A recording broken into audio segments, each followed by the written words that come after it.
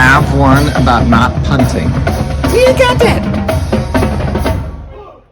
Welcome to Tiger Talk, episode 70. I am one of your hosts, Scott Ryan. And I'm Becca Moore. And, I'm a little upset.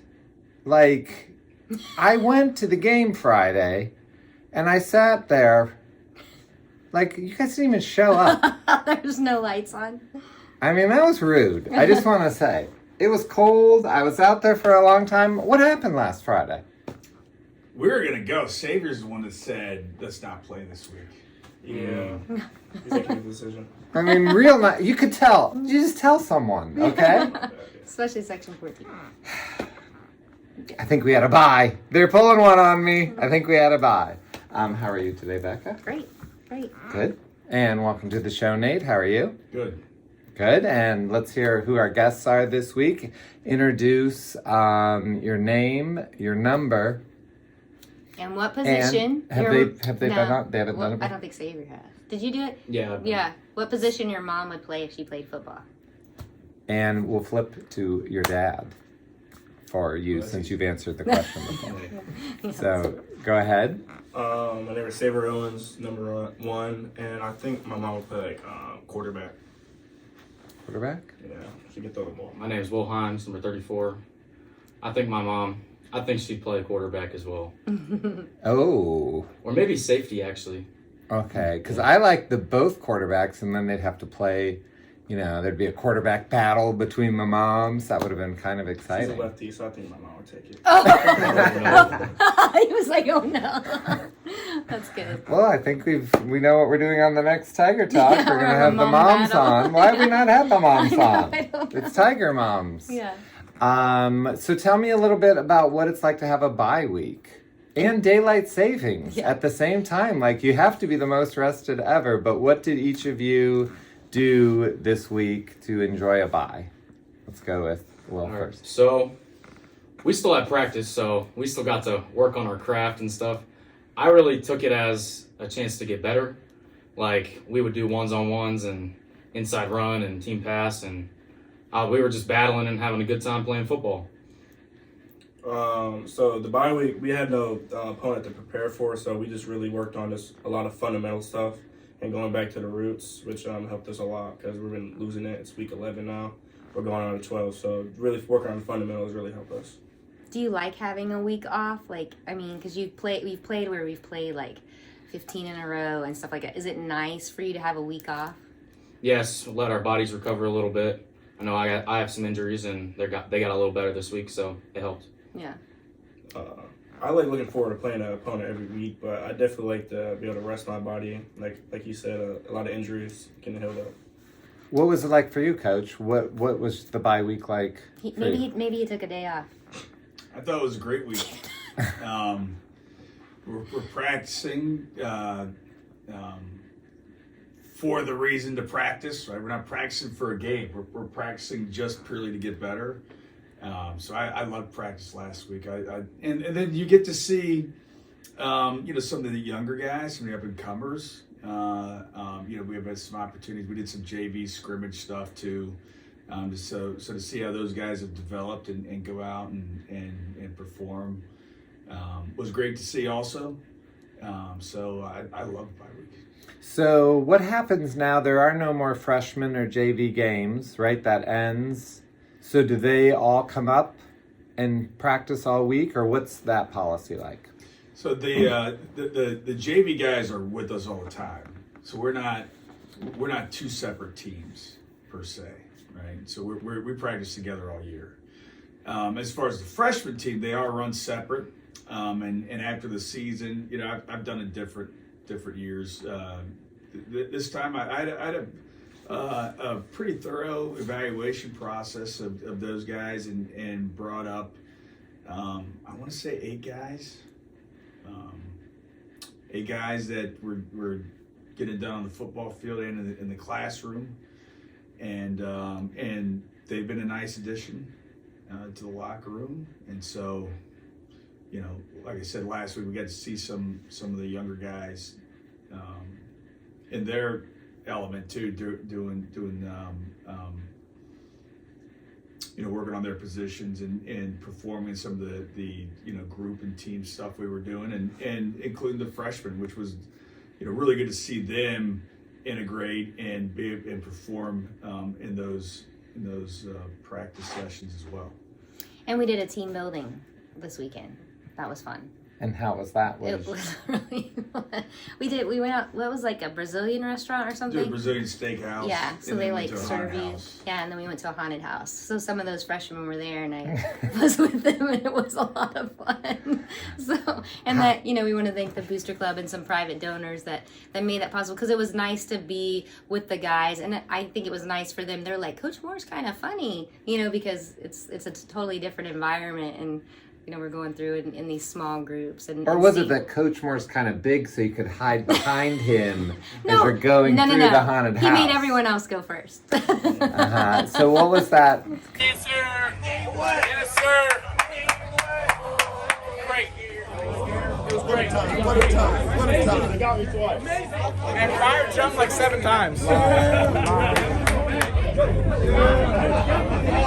I thought it was really fun. I mean, I didn't eat all day, 'cause I knew we were gonna have a big meal. So, yeah, I'd say my favorite part was definitely going through the haunted house. Some of my guys, someone was grabbing on my back the whole time. It was fun. Yeah. So me personally, I didn't go. You have to go see his I went to my brother's football game. Oh, how'd he do? He did really good. They beat the team, and they're advancing up to the playoffs. So yeah. Oh, really His cool. first year playing quarterback. That's awesome. That's fun. And, we're certainly moving on, but neither of you were on last week. So let's talk a little bit about how it was for both of you at the McKinley game. What memory will you keep for life from the McKinley game? My favorite memory, it's definitely riding the bell after the game.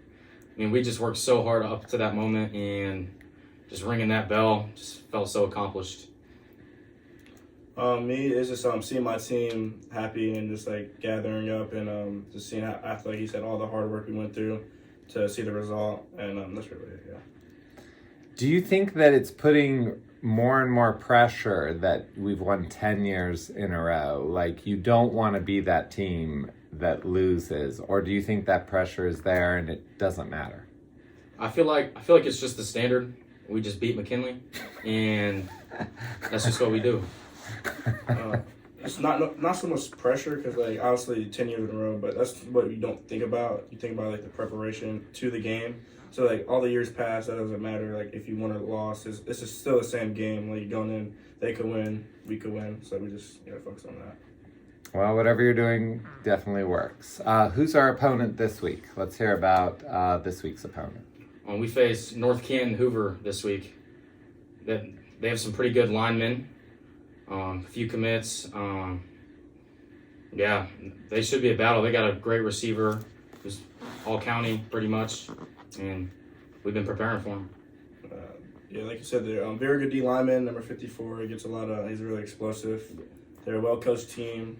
They make minimal mistakes. They try to make the team beat themselves. So like they're really not like doing anything special, just staying consistent, and they have some good players on their team. Have you coached against Hoover before? Yes, playoffs 2020. Oh, we played them during Here. the COVID year? Here, we played him here, because Terrence was a Correct. senior. Interesting. I couldn't remember. The last one I remember was when Hall was here. They had that really good quarterback. Yeah, the if you quarterback. remember, Mhm. dual threat guy. I actually do not remember that game at all. I don't, but Yeah. I can't remember them all. But I'll look it up on YouTube as soon as I get home Yeah. and take a watch. What can you tell us about this Hoover team? I mean, these guys summed it up pretty good. I mean, they're well coached. They have an 8-2 record.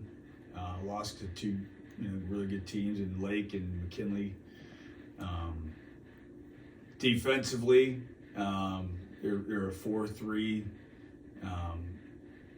Cover 4 on the back end mostly, and some cover 3. Not a lot of man coverage. Not a lot of one high defense. And not a heavy blitz team. For 5-man pressure is a lot for them, and they'll play zone behind it. Not really a lot of 6-man 0 pressures. So just, you know, they kind of do what they do, and like Will said, they're good at it. They don't make a lot of mistakes. And then offensively, they are a spread offense. They do have some heavier sets that they've gotten into against different teams. They kind of have a theme of the week, kind of, you know, how they want to attack, you know, different teams. They might you know, feature this set or feature this set a little bit more. But they're mostly 10 personnel with a good amount of empty.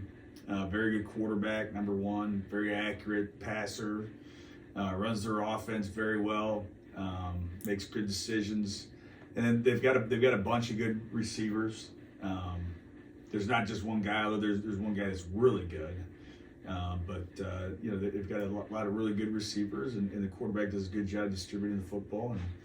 And they've got a couple of good players up front. 54 is a two-way guy that you know, plays on the offensive line and the defensive line. He's committed to Miami, I believe.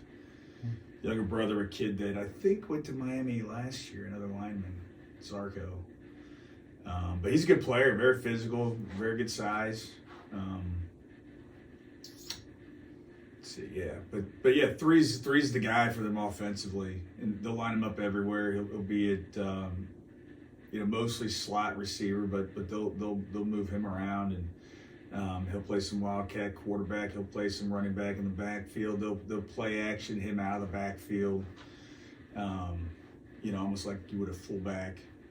So they do everything that you can do with that guy, and he's that good. He's a really, really good player. Okay. Sounds pretty good, huh? Sounds like it's going to be an exciting game. I know, and it's going to be a full house. It's great when a Stark County team plays in Stark County. How do you guys feel about playing in front of a big crowd? What would you ask of the Massillon fans for them on maybe third down, let's say? Just get loud. Yeah. Stay loud. But with the crowd, like, we play with big crowds. Like, obviously we love our fans coming out, but just gotta drown them out in big moments. Yeah, that's what I'm looking forward to. I'm excited because if there's been anything lacking this season, it has been having an away team there. And I'm assuming Hoover will have a big crowd. We'll have a big crowd. Paul Brown will be full, and I'm excited for that. Is this the last time we can play at home, or can we play one more game at home if we win and are a higher seed? Outside shot, if depends on who wins next week, but I would say because the higher seed from here on out is home or all the way to region championship, or how long does that last? Do you know? Did the higher seed? That the higher seed is at their home. Finals. Okay. So that's like 3 or 4 more weeks or something. Who knows? 3? He goes something? week by week. Yeah. Scott, I know. why is Scott asking this question? Okay. This thing called the intranet. The internet? I don't We're just know. worried about North Canton. Yeah.